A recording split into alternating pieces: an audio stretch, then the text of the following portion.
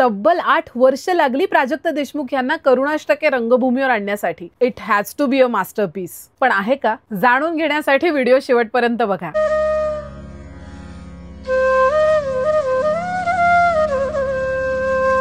सगळ्यात आधी छोटंसं डिस्क्लेमर. मध्यांतरानंतरची पहिली 5 मिनिटं अजिबात मिस करू नका. एक बटाटा वडा कमी खाल्लात तरी चालेल, पण ही 5 मिनिटं आयुष्यभर तुमच्या सोबत राहतील इतकी नेत्रदीपक आहेत. दुसरं महत्वाचं असं की आता कुठल्याही ज्येष्ठ कलाकाराच्या अप्रुव्हलची वाट बघू नका. संगीत देवबाभळीनंतर प्राजक्त देशमुख यांनी स्वतःला बऱ्यापैकी सिद्ध केलेलं आहे. त्यामुळे आता तुम्ही बेधडक हे नाटक बघायला जा, बिनधास्त. तिसरं म्हणजे हे नाटक बघताना शेवटाकडे जेव्हा येतं तेव्हा तुम्हाला असं वाटतं की या नाटकाचा पार्ट 2 यावा, मला पुढे काय होतं हे बघायचंय.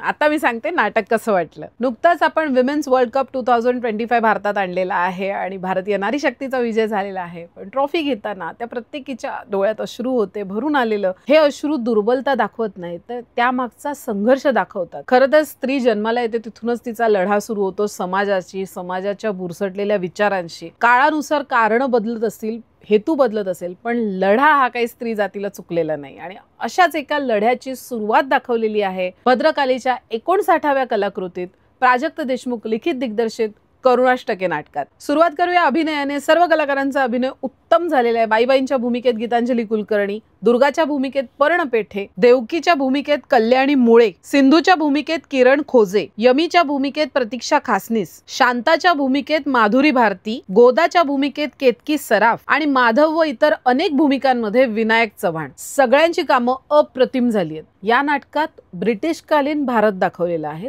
तेव्हाच्या स्त्रियांच्या समस्या दाखवलेल्या आहेत आणि कुठेही भाषणबाजी नाहीये. तुम्हाला उलट जाणीव होते त्या बायकांच्या समस्यांची. हे नाटक म्हणजे एक अनुभूती आहे. नाटकाचे संवाद मनाला चटका लावणार आहेत. तुम्ही अंतर्मुख व्हाल, तुम्हाला समाजाची चीड येईल, कीव वाटेल. काय या चालीरीती, कशासाठी, असे बरेच प्रश्न पडतील. पण एक गोष्ट मला सारखी जाणवत होती की एखादी स्त्री लढा तेव्हा सुरू करते जेव्हा तिला जाणवतं की तिच्यावर अन्याय होतोय. जोपर्यंत तिला माहितीच नसतं की अन्याय होतोय तोपर्यंत तो लढा कसा सुरू होईल. आनंद ओक यांचं संगीत सुंदर आहे. सचिन गावकर यांचं नेपथ्य देखणं आहे, काळाला अनुरूप आहे. स्त्रियांच्या दुःखाचं कारण ठरतात असं सर्रास म्हटलं जातं, पण एखादी स्त्रीला बुरसटलेल्या चालीरीतींच्या दलदलीतून बाहेरही काढू शकते असं मला नेहमी वाटतं. त्यामुळे अजिबात मिस करू नका. आजच्या काळात अतिशय गरजेचं असं हे नाटक करुणाष्टके. धन्यवाद.